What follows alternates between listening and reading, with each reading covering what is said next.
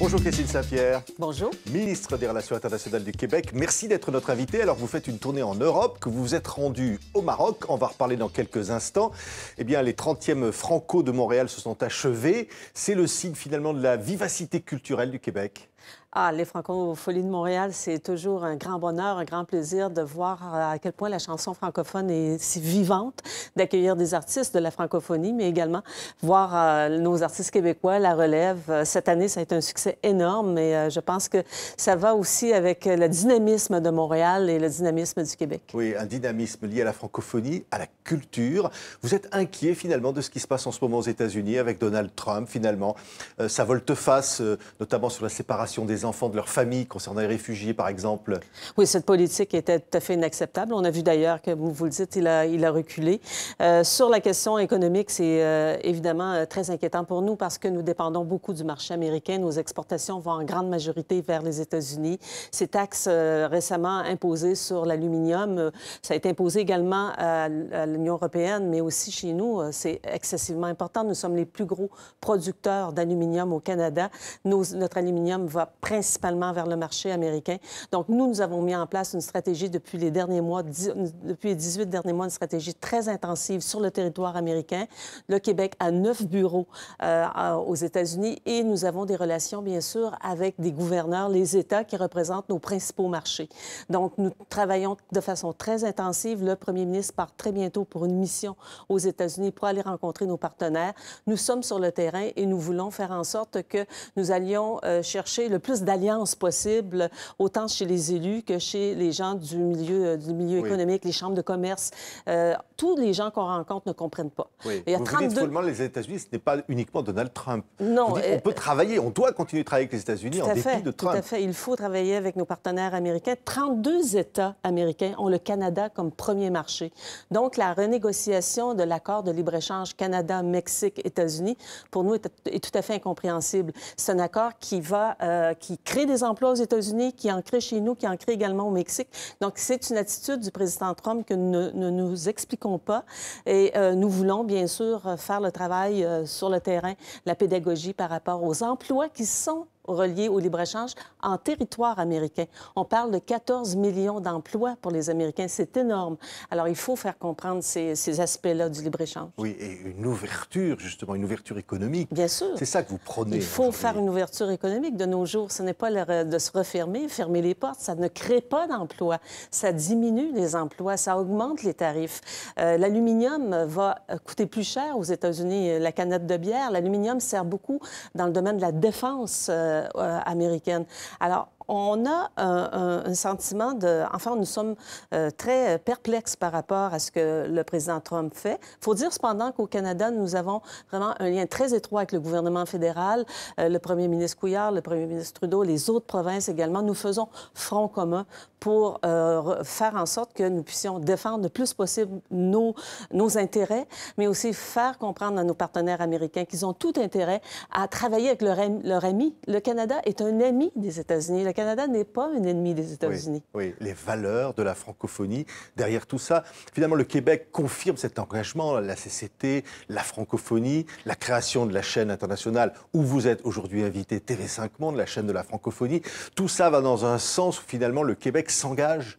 Nous sommes très engagés comme toujours dans la francophonie, mais plus encore. Nous voyons avec ce qui se passe aux États-Unis que nous devons développer des marchés ailleurs. Donc, l'accord de libre-échange Canada-Union européenne est fort important, fait en sorte que nos entreprises peuvent développer de nouveaux marchés. Et sur l'Afrique, nous avons décidé au gouvernement du Québec depuis 2 ans d'intensifier notre présence. Nous n'étions pas là officiellement et nous ouvrons notre 3e bureau à Rabat, au Maroc. Nous sommes déjà présents en Côte d'Ivoire et au Sénégal pour faire en sorte que ce que nous faisons à l'intérieur de l'Organisation internationale de la francophonie, qu'il y ait des gestes concrets de poser pour développer aussi nos échanges, parce qu'il y a quand même un intérêt énorme envers l'Afrique. L'Afrique se développe, il y a des choses qui peuvent se faire en partenariat avec la France d'ailleurs.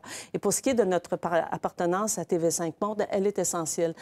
Au Québec, la langue française est quelque chose que nous devons défendre, nous devons en faire la promotion quotidiennement. C'était tous les jours. C'est un combat tous les jours en Amérique du Nord de protéger la langue française. Et faire partie de ces grandes familles, être sur les ondes, par exemple, de TV5 Monde, rejoindre le nombre de foyers qui sont rejoints par cette chaîne de télévision est essentiel pour nous. C'est notre culture que nous partageons avec l'ensemble de la francophonie. Vous avez envie de le dire au gouvernement français, parfois, quand il peut y avoir des doutes sur l'engagement de la France à l'égard de TV5 Monde? Notre engagement, pour nous, est absolument est un engagement qui est indéfectible et nous comptons sur nos partenaires. Les Français, au sein de TV5 Monde, le gouvernement français, les Français sont des joueurs majeurs, importants. On comprend, on reconnaît la contribution importante de la France, mais nous disons aussi qu'il faut que tous les partenaires continuent d'être au sein de cette grande famille. C'est de cette manière que nous faisons le plus la promotion et la protection de la langue française. Par la télévision, par les ondes, par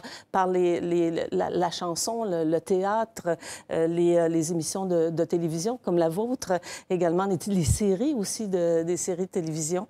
Vous ne comprendriez pas que finalement que tout ça puisse disparaître? Absolument pas. Parce qu'un partenaire, par exemple la France, pourrait éventuellement partiellement se retirer? Il ne faut pas, absolument pas. Et il faut absolument que nous soyons conscients de l'importance de TV5 Monde.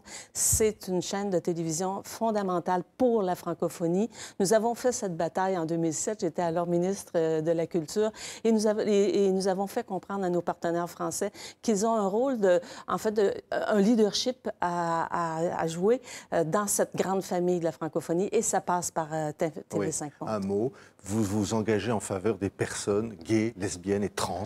Oui, tout à fait. C'est un acte important de la part du Québec aujourd'hui? Oui, dans notre politique internationale que nous avons rendue publique l'année dernière, nous avions ce volet de défense des droits des LGBT et nous avons annoncé la semaine dernière la création d'une organisation internationale à Montréal de défense des droits des LGBT. Nous savons que dans la francophonie, il y a des pays où encore c'est criminel et il faut aussi, dans la francophonie, établir cette relation et ces partenariats pour faire en sorte que les droits de tous soient respectés. Et nous voulons aider ces pays, ces jeunes et ces moins jeunes, qui font face à la discrimination.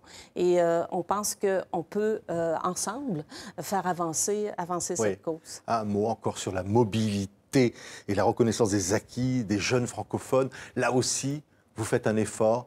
Tout à fait. Nous avons nommé un émissaire à la mobilité parce que nous voulons que la reconnaissance des diplômes se fasse au Québec. On a encore des gens qui arrivent au Québec, qui arrivent de pays de la francophonie, des immigrants, et leurs diplômes ne sont pas reconnus. Et on leur fait des promesses. On leur dit, venez chez nous, venez travailler chez nous, on va reconnaître votre diplôme. Et il y a des ordres professionnels qui sont encore très fermés. Alors, nous avons nommé une personne qui va vraiment être en mesure de casser ces vieux réflexes, de fermeture pour s'ouvrir davantage et accueillir des immigrants qui vont venir bâtir le Québec, qui vont venir participer à l'avenir du Québec. Merci beaucoup, Christine Saint-Pierre, ministre des Relations internationales du Québec, d'avoir été notre invitée aujourd'hui. Merci.